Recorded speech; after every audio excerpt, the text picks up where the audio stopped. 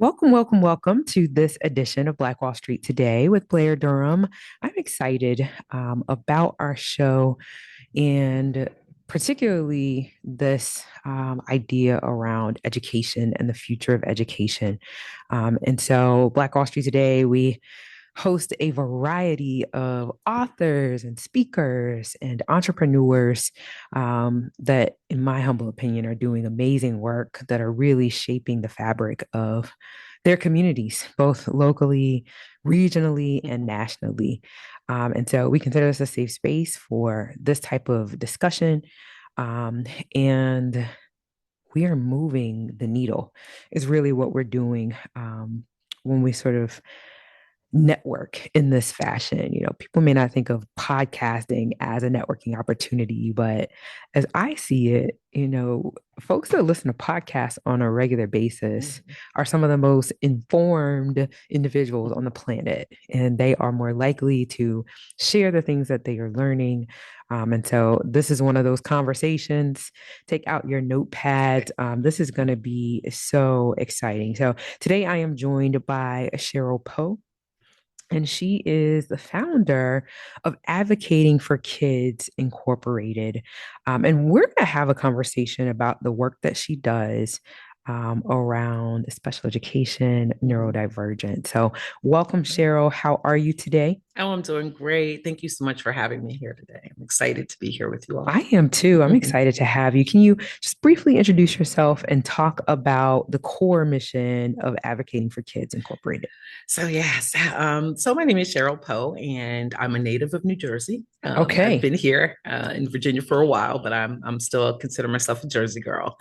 And I had some experiences in my life around having disabilities, being around people with disabilities, raising children with disabilities, and I've realized that that's my passion for work. Mm, I did not know that until I got into it. So I'm one of those people that are really, really, really lucky to do something that I love, yeah. Yeah. to actually like feel energetic about getting up and going to those meetings and being there to support families and being there to give them information. That's And fantastic. We yeah, love it when that happens, yeah, right? When yeah, we it's get to great. do work that we We really really want it. We really enjoy, do. the Yeah. intersection of our passion, our Yes. skills, our interests. Um, Yes.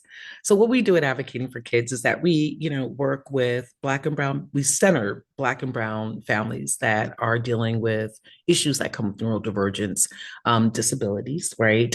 As they are trying to access the appropriate services and supports for their child in our public schools.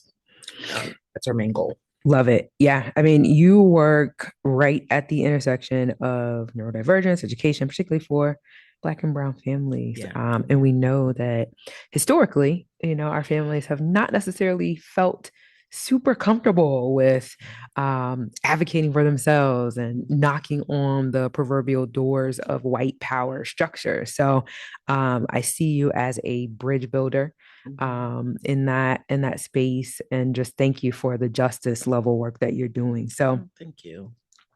let's talk a little bit about the current administration. I want to get right into it because we only have 30 minutes.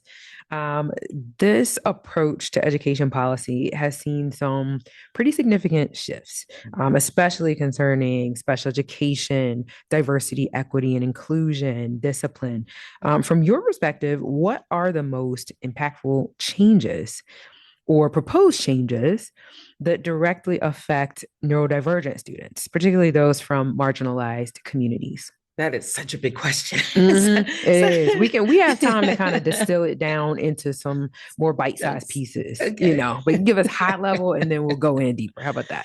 Okay. Well, some of the high level pieces is that our current administration is writing and signing executive orders and people are receiving them. When I say people, the community and even some school boards, like they're law and they're not necessarily law. So one of my biggest concerns is that he is making decisions around removing, um, parking enforcement. Can we pause? I'm Mm-hmm. sorry. So, really interesting times that we're living in. And I'm sure you would agree that the current administration's approach to education policy has seen some significant shifts, especially concerning special education, diversity, equity, inclusion, student discipline, the whole 9 yards, even testing Yeah. is implicated. So, from your perspective, what are the most impactful changes or proposed changes that directly affect neurodivergent students, particularly those from marginalized communities? Yeah, I think there's two. I can't even hierarchy either one of them. One is the idea of funding, like what, where, and how will the money for special education services be delivered to the states in order to get to the localities to ensure that school districts are compliant. One of the things that this current administration wants to do is instead of instead of the current structure of how the federal government will give money, like grants to a state, say Virginia. And then Virginia, once they receive those funds, they are agreeing to implement IDA regulations. They're agreeing to follow the regulatory language that ensures that a student that has a disability who learns differently has access to related services, special education teachers, like all the things related to SPED Ed. Once they get that money, then the school districts or then apply for those grants and they too agree to implement the regulations. One of the things that Trump wants to do is to just make that into block grants. So what that would mean is the federal government would give states money with no strings attached, meaning that they'll get IDEA funds but not necessarily have to follow or have consequences for the non-implementation of IDEA. So that's a huge concern, turning it from grants that are attached to the idea that we understand students with disabilities need additional supports and services and it costs money and the money has to be used for that. And then that money has to also is attached to you following the law. Versus a block grant that doesn't have any strings attached to it. Right. So this is going from sort of big government down to states decide government. Exactly. And quite frankly, we don't know what they will decide if this will remain a priority, is what I hear. Yes. It's really what I hear you saying. Right. Well, and think about it. The reason why we have IDEA or the reason why we had Brown versus the Board of Education is because we knew local school districts and states weren't requiring or even in some cases allowing either Black students or students with disabilities to be a part of the public education system. So these are literally laws that are in place to allow us to be in education. And when you are saying, and some people may say, oh, we don't need those kind of laws anymore because, oh, America's great now. Right. But that's not a reality. Yeah. I mean, it's so interesting when you try to remove that legislation that, as you say, was kind of what gave us the right to be here in the first place. And so I think we're going to be in for, something where we need to keep our seatbelts buckled. Yes. And and the other thing is discipline. Can I just talk about that real quick? Because he's already put out an executive order saying that he's calling it common sense discipline. And it's anything but common sense. It is taking away, eliminating, making it unlawful to do things like restorative justice, to do things that help develop skills around conflict, right? In our school system and teaching our kids how to better navigate through conflict. He's taking all of that away, making everything pure punitive. There's absolutely no research that supports this removing kids out of school, removing kids out of the educational environment for behaviors changes their behaviors. Yeah. It doesn't work that way. But a lot of like restorative justice practices where you have the individual that's been harmed, the person that's been perceived as causing harm, you're coming together, you're discussing the impact of like what that's like. When you do this is what it feels like. And then processing that through, you're giving the student tools to learn, right? Versus just discipline. So he's taking away things like that also. So it's parents just need to be really, really, really vigilant about what their kids are doing in school, especially. And a lot of this is going to start in September, removing policies that allow for educators to have a little bit more flexibility when dealing with conflicts in our school, where we're going to go back beyond something worse than zero tolerant policies. That's what's going to be happening. And you know who's going to be targeted, because we're already targeted. Black kids with disabilities are already, the ones that are suspended the most, removed the most from our public schools. So they're going to continue to be that target, and that number is going to get bigger. And then also, just Black students with or without disabilities are also targeted when you compare them to their white counterparts, as it relates to being removed from educational settings for offenses such as noncompliance, refusal. I mean, these are things that I think are classroom management techniques that could be, that can be taught, that can be addressed with the right supports, educators getting the training, smaller classrooms. I mean, there's so much more we could do to address discipline, but it's going to be scary. It really is. It just paints such an interesting picture. I think about what you shared regarding parents needing to be much, much more involved. Yes. I do hate that we relinquished some level of involvement in the first place. I really believe that parents are where it starts, right? Right.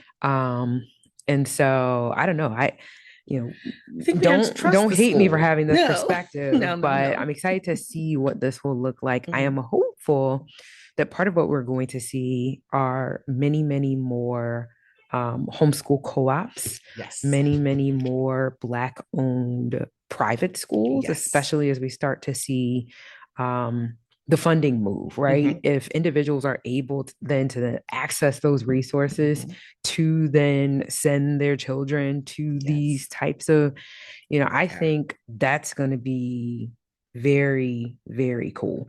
I think that's an interesting view from a perspective, because I like and I it, have though. to share that. Like, I share that from the perspective of someone who, I homeschooled for 5 years. Yeah. I removed my daughter from a private school to homeschool because even that environment did not have the level of cultural engagement and education that I knew was necessary. Yes. Right. And so, I even think about COVID and even more conversations about homeschool co-ops and how do we do it. Yes. And so, I guess I am a silver lining kind of person. And so that may have something to do with it. Let me ask you another question. Can I say, I do agree with the homeschooling. I agree. If I had a child right now that was in a public school for next year, I would homeschool too. So I'm so glad you said that. And we need the Black community to be more aware of that as being an option. Yeah. I love the idea of us developing more co-ops because we need to work together for that. I wholeheartedly support that, which sounds strange, right? Because that impacts my work. Yes. I know there have been some changes too, or at least some discussion around the Department of Education's role, changes to the structure and funding, which we've kind of already alluded to. How do you think that shifts in federal oversight or funding impact the enforcement of laws like Section 504, which are really, really crucial for neurodivergent students? Right.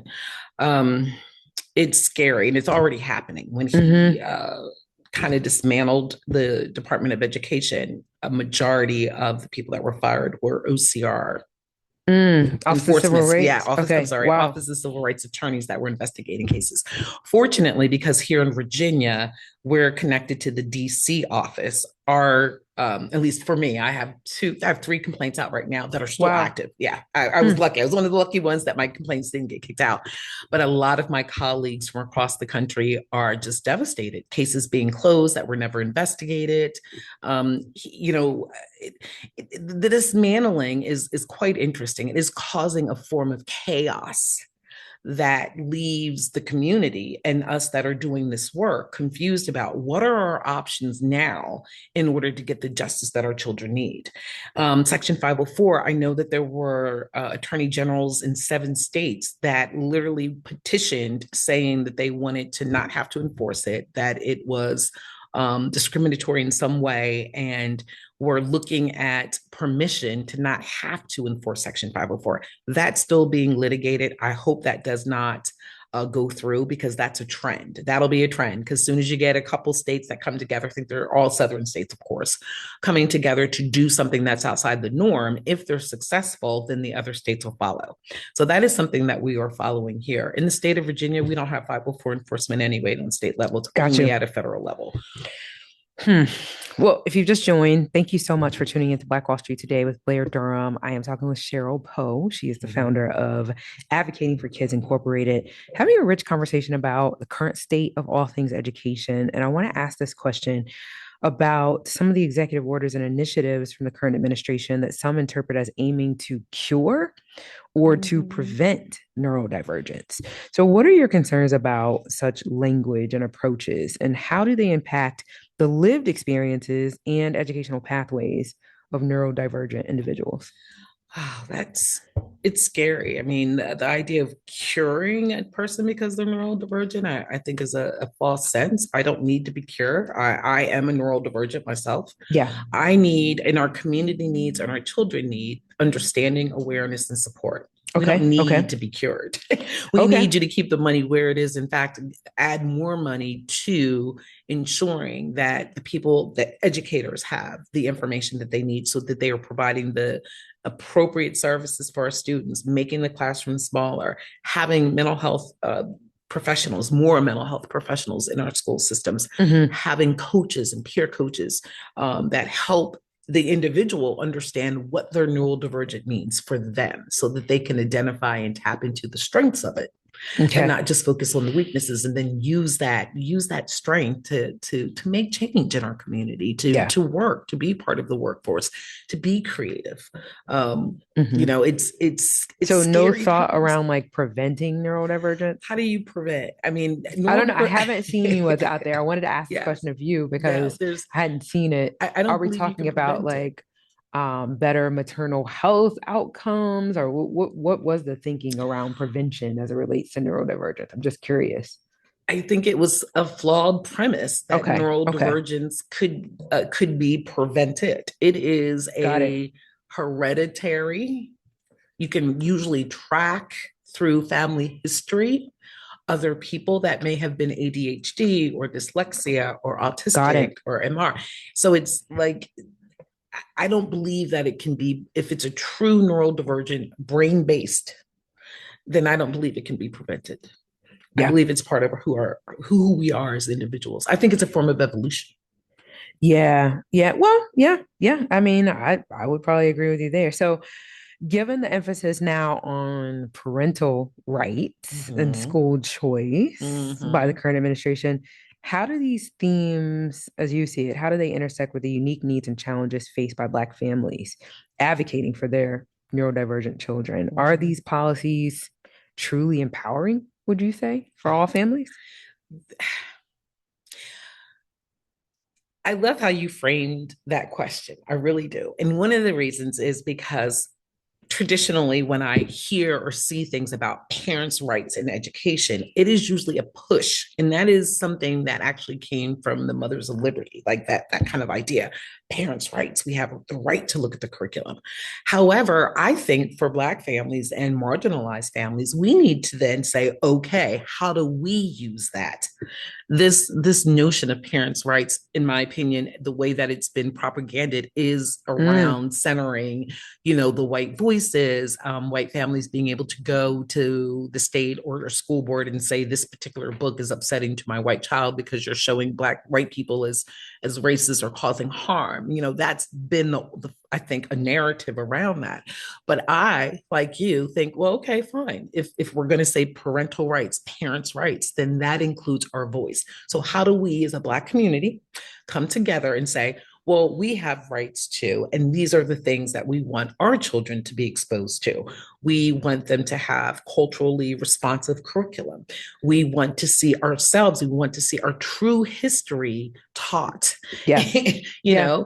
know, so I think it's framing it, taking it from the way that it's been pushed out and say, okay, well, this is what we need too. And we have the same rights, our Mm-hmm. parents too. And Mm-hmm. so looking at it as a way to empower our parents, our family, our Yeah. community, I Yeah. think is the key. 100%. Yeah. I'm in agreement with you. So what role do you believe federal agencies should play in ensuring these resources, these equitable and inclusive resources, especially for those that are often undervalued, underestimated, Mhm. overlooked? From your perspective, I guess this is the deeper question. Has sort of big government really been effective? No. Because and I have to ask that question because where there's been a lot of pushback around diversity, equity, and oh, can I get it out? Diversity, equity, and inclusion policy changes. Mhm. Um, my retort has kind of been, I didn't see where there was this huge and sweeping, actual systemic change Mhm. that had been brought about, right? I did see where it was popularized. I did Mhm. see, you know, media. Mhm. I did see jobs and offices being created. Right. But when we look at, the racial wealth gap, Mhm. or, when we look at any indicator there, I couldn't see where it was like, oh my God, like, you know what I'm saying? That we could Yes. really attribute all of this to DE and I, right? Yes. So I'm wondering from your perspective, what did the federal government bring to bear for Mhm. Black neurodivergent children? And if Mhm. it was working, or if it wasn't working, right? How would you tweak it? I think you're absolutely right. I think we need to stop and be really honest. Yes, we're not as an overall, we're not happy with these changes that he's making in education. But this idea that, oh, our public education was wonderful. Oh, our DEI initiatives were changing Yeah. outcomes Mm-hmm. is a myth. You are absolutely right. And I'm so glad that you said that. But the reality of it is, we do need a federal and government for enforcement purposes, Okay. Okay. because we I can agree can't to that. trust our local, unfortunately, the way that the system is developed. We can't trust that our local educational agencies, our school districts, are going to do what's right for our children. And that's why they were developed in the first place. Let's be clear, even before these changes, there were huge issues in public education for Black Right. students, Right. for students with disabilities, for English as a second language students, anything non white, there were issues. Mm-hmm. It's not like we're saying, oh, the US Department of Education was doing a wonderful job. They weren't. But at Mm. least we knew, like, That if there you have was a something, there department was a that department. had Office of Civil Rights Thank you. tapped in. Thank you. I got you. I we, got we you. we had a resource at least to try, Mm-hmm. to try to address it.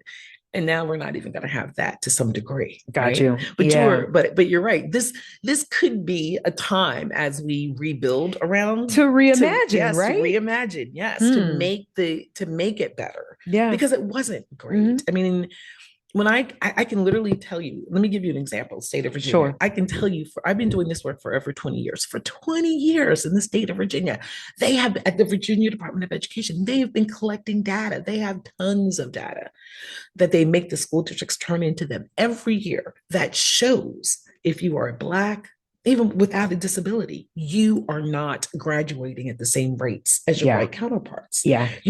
You're not having access to gifted classes and Mm-hmm. AP opportunities as your white counterparts. And it's not because Black students aren't as smart. Mm-hmm. Let's clear that up, right? Well, that's a big one, right? Right, yeah. Mm-hmm. It's Mm-hmm. about the opportunity to have access to the instruction to show that they can perform in those levels. We know they can perform in those levels, and also that it is engaging in a way to them to want to perform in those levels, where they Yes. see themselves, where they see representations, where they see faces like yours and they see faces like mine Yeah. in those spaces, Yeah. so that they can feel comfortable to be creative. Because to be creative, you need a safe space. Mm-hmm. And creativity is part of your giftedness, right? Yes. Like that Yes, it idea is. to think outside boxes and Mm-hmm. make logic and bring those things together. Mm-hmm. So you're right. The Department of Education has not been, it's not the cure all, but it's better than nothing, which is what we may have under this administration, Yeah. to be able to say, hey, wait a minute, Virginia, you're discriminating against students with disabilities. You need to stop that. Yeah. It's an interesting piece, right? I was recently talking with a colleague and we were discussing imposter syndrome. Mm. Imposter syndrome as a function of an inequitable environment, right? Yes. It's a trauma response Mhm. to a very tangible barrier, right? Yes. Of course, I don't think I'm good enough if systemically, like, I can't access the Mhm. resources, right?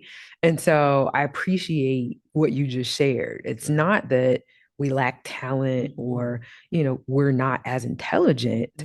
It's that these systems Mhm. have denied us opportunity. Exactly. And so we want to see, we want to think about what resources we can bring to bear. So I appreciate this platform. I appreciate Black Brand. Me too.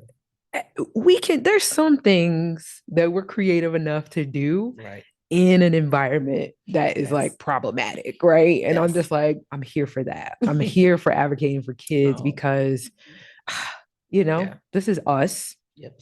you know, Mhm. attempting to resolve some of the challenges that we're dealing with, Yes. and Yes. every family that gets to be supported by you, Mhm. that has you, in that classroom or in that administrator's office, Mhm. wow, that's just huge. Yeah. Yeah. Thank you. No, Thank you so thank you. much. Thank you for the work that you're doing. And thank you for getting this message out because I feel that the more parents have access to information, or the community overall has access to information on how to make sure our children thrive, Yeah, you know? that's actually where I wanted to go from here, is around like stigmas, Yeah. you Okay. know, There's a lot of them. especially in our community. Yeah. Just like we don't really like to do therapy or talk about therapy, or we don't like to talk about money or other things, there can be some real cultural stigmas around neurodivergent diagnoses. Yes. So, how do you work to address these stigmas, and how does the current sociopolitical climate affect these efforts? Yeah, that's such a tough one because they're like two bodies of I'll say two kind of theories around being a neurodivergent, having a disability in the Black community. You have one group of body that believes it is a way for people to just get more money. It is not real. Mm. You can beat it out your child. You can pray it out of your Mm. child. I hear Not the that a beating lot. and the And praying. the praying, yes, I've literally heard that a lot. And the reality of that is none of that is is grounded in research or proof. Mm. um, you know, our communities have always had and been aware that there's people that are different, that come out different, and we never talked about it. We were always told to ignore that or pretend it didn't exist. In my experiences, I mean, Yeah. I can think of uncles back in the day that they would be there. They probably now they would be labeled ID. I get it now, they were IDDD, Mm. but instead the family premise was, oh, that's just Uncle Tim, just leave him alone, kind of thing, and not being aware or not speaking on what that means or who he is, or what Yeah. his experiences are. A lot of that is changing now. Yeah. And There I see is, social media yes, there's a playing lot a more, role in a that. big role. We got like We quick all feel like we know psychology inside and out. Oh, inside he's a now now. narcissist. And Yeah. like, I'm like, bro, don't be just throwing them That terms stuff out there. out, Like, yes. you ain't got no DSM-5, you know. Training. Come on. Go sit Come down, on. right? But on the other hand, to your point, the language to describe what we are experiencing is so important. Yes. Even to be able to talk about things like anxiety, things like Yes. depression, right? Yes. I'll just share this quick example. I feel like I'm over talking. I don't mean to do that. I get really passionate. I was attending a function last night, and the students were they were honoring other students, right? And they were passing down legacies. These are seniors that were graduating, and they wanted to give things to the freshmen. And it was very, very moving. One young lady got up, and she came from just a mental health framework. Like, she gave a blanket, she Oh. gave a hug, you know what I mean? And, and Yes. even the way she talked about it, she was like, this environment can be really, really stressful. Yes. And at the end of the day, we have to breathe, Oh, we have yes. to manage to still thrive in a Mhm. stressful environment. And I said, wow, these times are different than Yes. when I was a child, right? And Yes. certainly when my mother was a Oh, yeah. child, to be able to voice that and be comfortable and almost get like a standing ovation. And the Mhm. child really receive the blanket and wrap it around her. Like, Yeah. oh my goodness, this is exactly what I needed. I needed Mhm. to be validated in this experience. So Yes.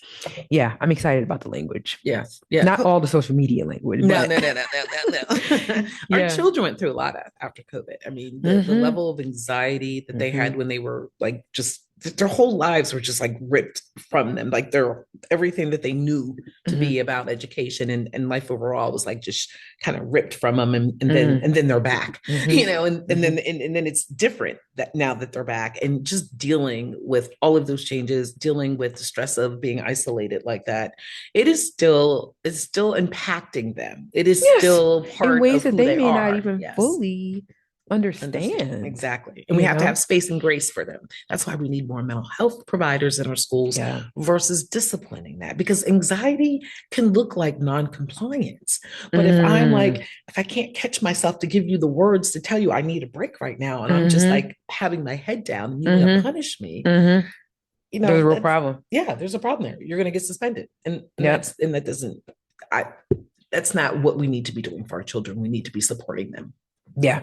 That's so good. Yeah. That's so good. Don't we love Cheryl Poe? I'm urging everyone to reach out to Cheryl. Cheryl, could you share your website, your Yes. email address, your phone number? How can Yes. you be contacted for people that need to have these conversations? Yes, I can be reached at our email, which is ADV for number 4 kids at gmail.com. Or you can call me at 757-286-0549. And please check out our website because we're in the process. We're super excited. We are developing a resource guide, a free resource guide that's called Mm, Cultural Advocacy or Culture and Advocacy. And it's going to just give parents like, because especially Black parents, like just hmm. give them here, just know this, just use this language if you have a situation where you might not want to hire an advocate, but you just need a little bit of guidance. So go to our website and you can sign up to be on our wait list for when that's released. And that is ADV for kids at we sound so bad. What is it? ADV for kids Inc.org. Okay. ADV For the for the number number four four, kids kids, Inc. INC Inc. at .org. Dot Yes. org. All Yes. right, Yeah. cool. Thank you for sharing your valuable insights today. Um, Let me ask this question in closing.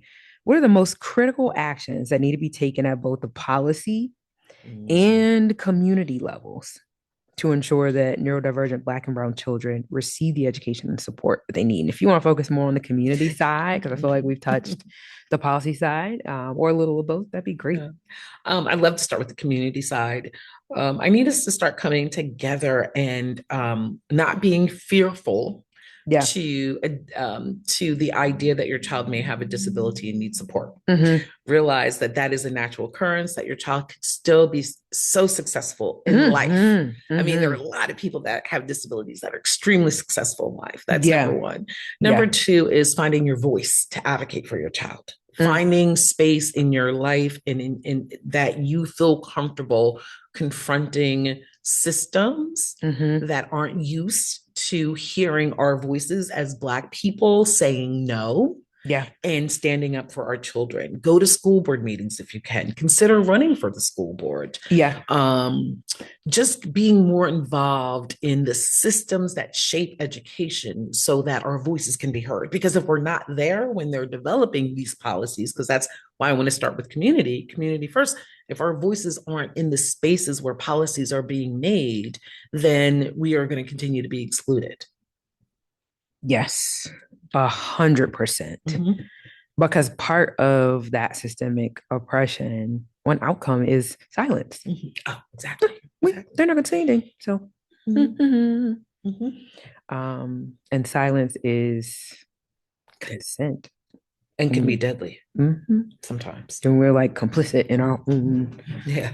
crazy. So, Thank you so much for that, Cheryl. And thank you all really for tuning in to Black Wall Street today.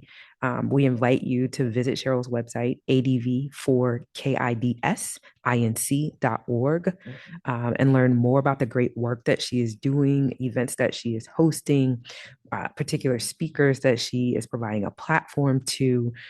This work is a comprehensive work, thanks to Cheryl's leadership. So we're just honored and delighted. And thank you all for tuning into Black Wall Street today, where we are building minds, we are building connections, and we are forging the path ahead toward business success in the Black community. We'll talk soon. Thank you. Thank you.